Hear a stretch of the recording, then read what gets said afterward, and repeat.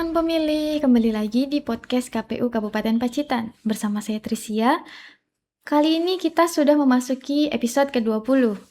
Teman pemilih, dalam beberapa episode sebelumnya kita sudah membahas berbagai layanan dan kegiatan KPU yang berkaitan dengan masyarakat, mulai dari pendidikan pemilih, informasi kepemiluan, hingga berbagai program yang menjadi bagian pelayanan KPU kepada publik.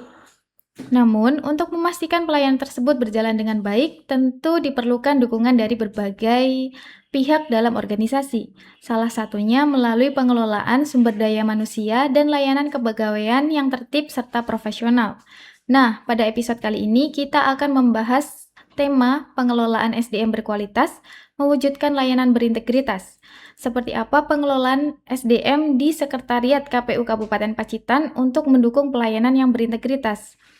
Untuk membahas mengenai hal tersebut, sudah hadir bersama kita Pak Yudi dan Mbak Rika. Selamat datang Pak, Mbak. Apa kabar?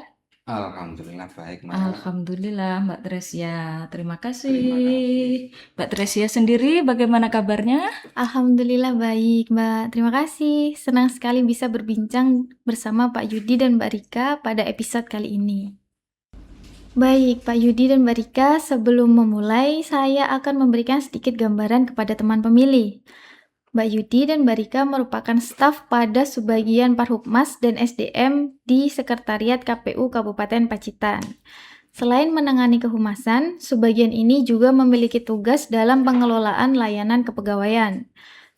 Sebagai CPNS baru, saya sendiri cukup sering berhubungan dengan layanan kepegawaian untuk mengurusi berbagai administrasi. Namun, mungkin belum semua pegawai maupun teman pemilih mengetahui bagaimana layanan tersebut dikelola. Nah, melalui perbincangan kali ini, kita akan mengenal lebih dekat apa saja peran pengelolaan SDM dan layanan kepegawaian di KPU Kabupaten Pacitan. Nah, saya akan mulai dari Pak Yudi. Nah, Pak Yudi, sebenarnya apa saja peran dan tugas pengelolaan SDM di Sekretariat KPU Kabupaten Pacitan? Ya, baik Mbak Tresia, terima kasih. Secara umum, kami yang mendapat tugas mengelola layanan kepegawaian tentunya bertanggung jawab untuk memastikan administrasi kepegawaian berjalan tertib sesuai ketentuan yang berlaku.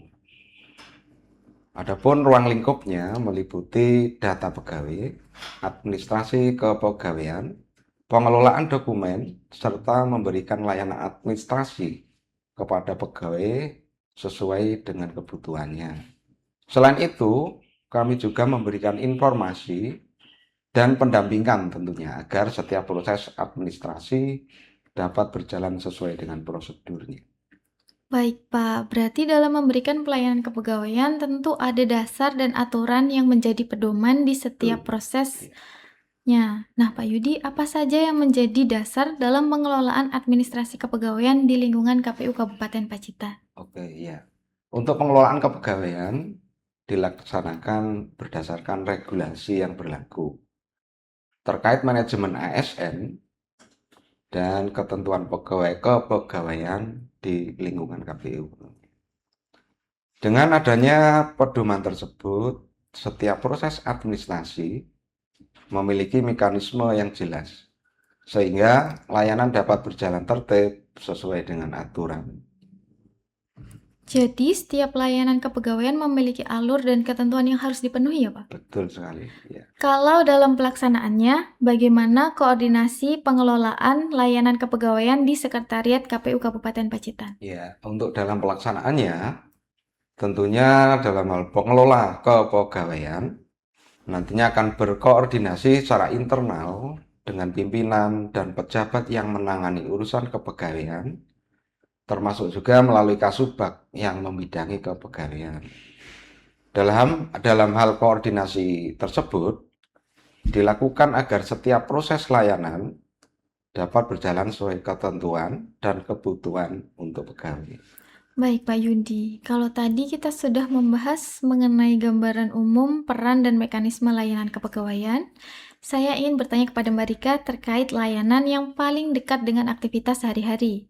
Mbak Rika, layanan kepegawaian apa saja yang paling sering dimanfaatkan oleh pegawai di Sekretariat KPU Kabupaten Pacitan? Baik, Mbak Tresia.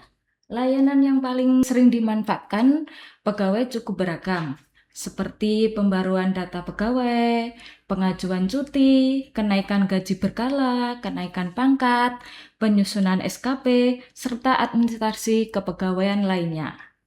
Dalam pelaksanaannya, kami membantu memproses administrasi tersebut sekaligus memberikan informasi pendampingan apabila ada pegawai yang memerlukan penjelasan mengenai persyaratan maupun alur layanan.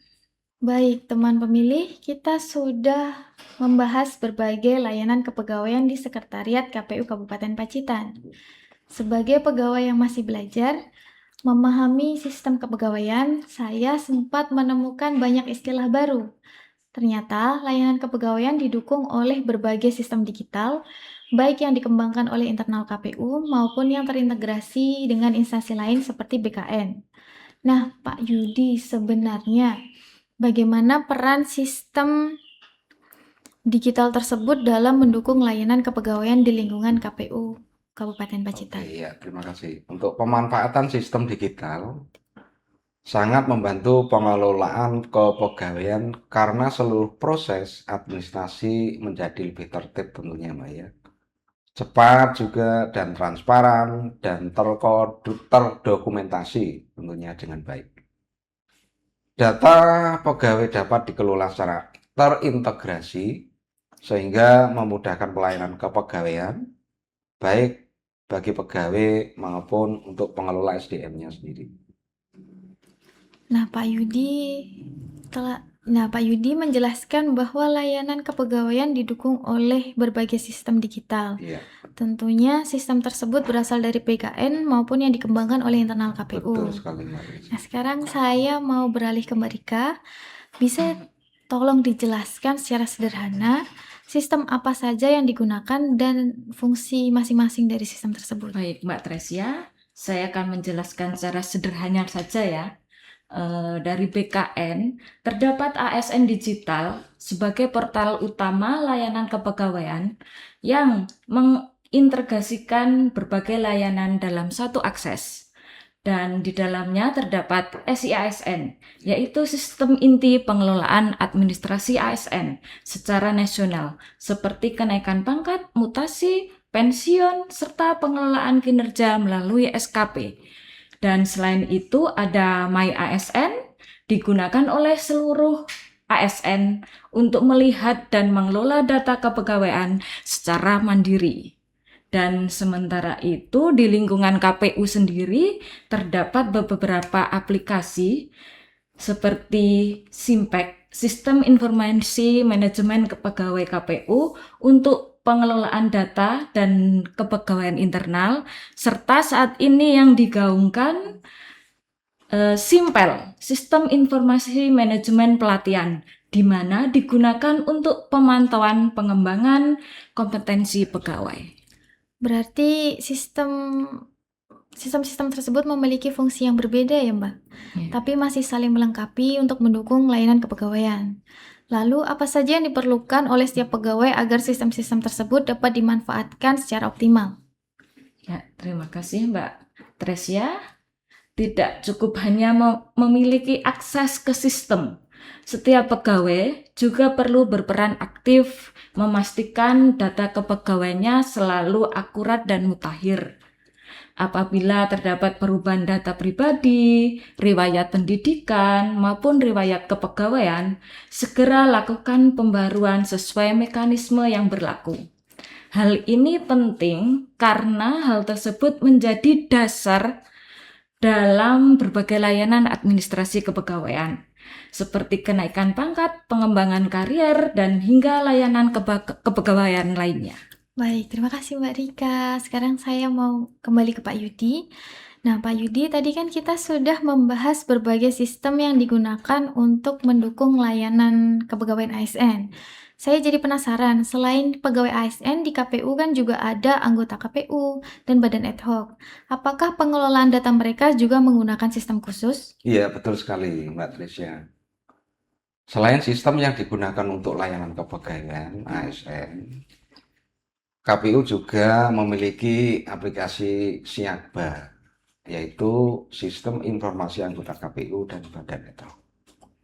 Siakba digunakan sebagai sarana pendaftaran dan seleksi calon anggota KPU serta Badan Ad Hoc secara digital. Melalui sistem ini, peserta dapat melakukan pendaftaran, mengunggah dokumen persyaratan, dan mengikuti proses administrasi sesuai tahapan seleksinya. Dengan adanya Siakba, proses pendaftaran menjadi lebih tertib, transparan, dan terdokumentasi dengan baik. Gitu, Mbak. Berarti Siakba menjadi salah satu sistem yang mendukung proses pendaftaran calon anggota KPU dan Badan Ad Hoc lebih tertib dan juga transparan ya, Pak? Betul sekali. Nah, sekarang saya mau beralih ke Mbak Rika sebentar. Dengan banyaknya sistem digital yang digunakan, bagaimana peran pengelolaan SDM dalam memastikan kualitas dan akurasi data pada setiap sistem tersebut? Baik, Mbak Tresia, saya sebagai staf pengelola SDM, saya ditugaskan membantu pengelolaan administrasi kepegawaian khususnya dalam melakukan verifikasi, pemutakhiran, dan monitoring data pada berbagai sistem digital. Di dalam pelaksanaannya, saya berkoordinasi dengan Kasubag Parhubmas dan SDM untuk memastikan data yang dikelola tetap akurat, mutakhir, dan sesuai dengan kondisi sebenarnya. Selain itu, kami juga mengingatkan kepada seluruh pegawai untuk berperan aktif memperbarui data apabila terdapat perubahan, karena kualitas data sangat berpengaruh terhadap layanan administrasi kepegawaian. Nah, baik. Terima kasih Mbak Rika, Pak Yudi. Jadi bisa disimpulkan kalau sistem digital memang mempermudah layanan kepegawaian. Betul. Namun, kualitas data tetap tergantung pada ketelitian pengelolaan SDM dan partisipasi aktif dari setiap Iya. pegawai dalam memperbaharui datanya. Kalau melihat prosesnya, ternyata layanan kepegawaian melibatkan banyak hal, mulai dari ketelitian data, kelengkapan dokumen, hingga koordinasi dengan berbagai pihak. Nah, Pak Yudi, Iya. dalam pelaksanaan layanan kepegawaian sehari-hari, apa hal yang paling sering menjadi perhatian di bidang SDM? Oke, terima kasih Mbak Resya. Untuk yang paling sering menjadi perhatian adalah memastikan dokumen dan data kepegawaian yang kami terima sudah lengkap dan sesuai dengan ketentuan. Sebagai staf yang membidangi SDM, tentunya kami membantu proses administrasi dan berkoordinasi dengan Kasubag SDM agar setiap layanan dapat diproses dengan baik dan tepat waktu. Baik, kalau dari sisi pegawai sendiri, Mbak Rika, layanan administrasi apa yang paling sering diurus atau ditanyakan kepada pihak SDM? Oh, baik Mbak Tresia. Yang sering kali ditanyakan atau diurus itu terkait pembaruan data kepegawaian, pengajuan cuti, kenaikan pangkat, kenaikan gaji berkala, bahkan penyusunan SKP, hingga informasi mengenai pengembangan kompetensi. Selain itu, pegawai juga sering berkonsultasi mengenai penggunaan sistem digital, kepegawaian, dan kelengkapan dokumen yang diperlukan. Saya sebagai staf SDM membantu memberikan informasi awal dan mendampingi proses administrasinya sesuai ketentuan yang berlaku. Selain memberikan pelayanan, tentunya ada peran dari setiap pegawai agar administrasi kepegawaian tertib. Nah, Pak Yudi, apa yang perlu diperhatikan oleh pegawai? Oke, ya. Yang terpenting tentunya yang utama juga adalah memastikan dokumen kepegawaian selalu lengkap dan segera memperbarui data apabila terdapat perubahan. Nah, selain itu, setiap layanan administrasi memiliki persyaratan dan batas waktu tertentu untuknya, Mbak. Karena itu, kami juga menghimbau kepada pegawai untuk memperhatikan setiap ketentuannya agar proses administrasinya dapat berjalan lancar. Gitu, Mbak. Kalau melihat prosesnya, ternyata layanan kepegawaian memiliki banyak hal yang harus diperhatikan ya, Pak. Betul sekali. Mulai dari ketelitian data, kelengkapan dokumen, hingga koordinasi antar bagian. Iya. Nah, Pak Yudi, selama menjalankan tugas di kepegawaian, apa tantangan yang paling sering ditemukan dalam memberikan layanan kepada pegawai? Ya, yang menjadi perhatian dan sering adalah untuk memastikan data yang kami terima sudah benar dan dokumen pendukungnya lengkap, Mbak. Dalam pelaksanaannya, tentunya kadangkala masih ada data yang perlu diperbarui atau dokumen yang belum sesuai, sehingga kami perlu berkoordinasi kembali dengan pegawai maupun dengan Kasubag SDM agar proses administrasinya dapat berjalan dengan baik. Ya, begitu, Pak. Berarti komunikasi memang menjadi bagian yang Betul. tidak terpisahkan dari layanan kepegawaian ya, Pak? Betul sekali. Karena meskipun sudah didukung oleh sistem digital, tetapi perlu koordinasi agar setiap proses dapat berjalan sesuai dengan ketentuan. Betul sekali, begitu. Nah, kalau gitu saya sekarang akan beralih ke Mbak Rika. Kalau boleh berbagi cerita selama bertugas di bidang SDM, ada pengalaman yang paling diingat nggak, Mbak? Banyak sekali Mbak ya. Kalau yang paling diingat itu saat membantu penyelesaian beberapa layanan administrasi dalam waktu bersamaan. Dari situ saya belajar bahwa setiap kebutuhan pegawai berbeda-beda, sehingga kami harus teliti, komunikatif, dan responsif agar setiap proses berjalan dengan baik dan lancar. Nah, kalau dari Pak Yudi sendiri, pengalaman yang paling Bapak ingat selama membantu pengelolaan SDM apa saja, Pak? Ya, untuk saya sendiri, kalau yang paling saya ingat adalah saat ada perubahan regulasi atau penggunaan aplikasi baru, terutama ketika memasuki tahapan pembentukan anggota KPU dan badan ad hoc. Nah, pada saat itu kami di bidang SDM tentunya harus segera mempelajari yang pertama ya, juga memahami dan beradaptasi dengan perubahan tersebut agar proses administrasi tetap berjalan sesuai ketentuan. Nah, selain itu juga kami menyampaikan informasi kepada pegawai maupun pihak-pihak yang terlibat dalam tahapannya agar pelaksanaannya dapat berjalan dengan baik. Baik, Pak. Memang setiap perubahan regulasi maupun aplikasi baru menuntut kesiapan dan kemampuan beradaptasi yang cepat.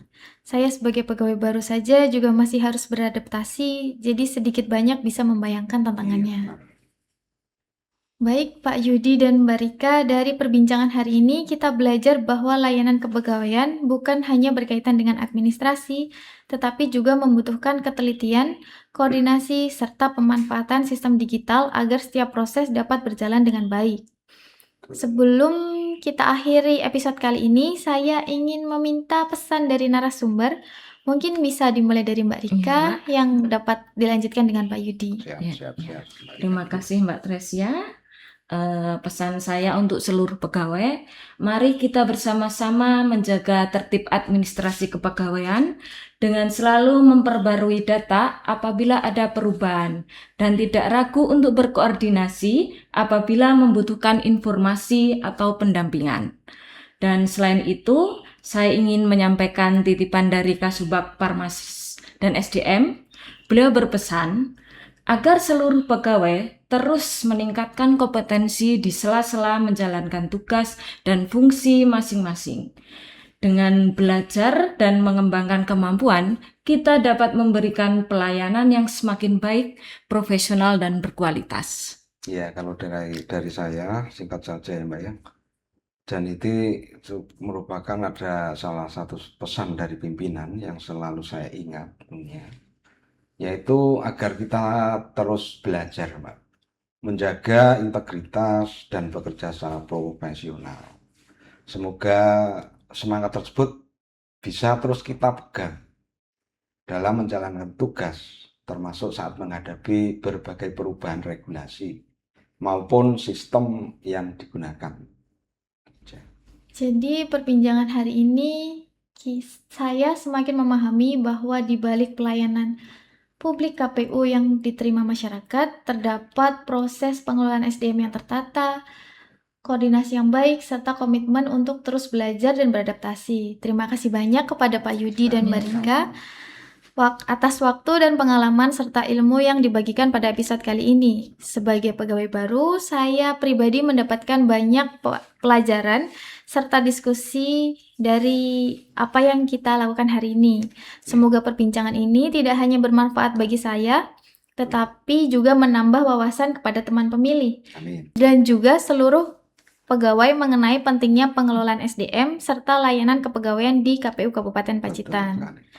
Jangan lupa untuk terus mengikuti informasi, program, dan berbagai layanan KPU Kabupaten Pacitan melalui YouTube, Instagram, Facebook, TikTok, dan X. Saya, Trisia, bersama Pak Suyudi dan Mbak Rika pamit undur diri dulu. Sampai jumpa di episode podcast KPU Kabupaten Pacitan berikutnya. Mbak Rika, Pak Yudi, salam Ya, KPU salam melayani. melayani.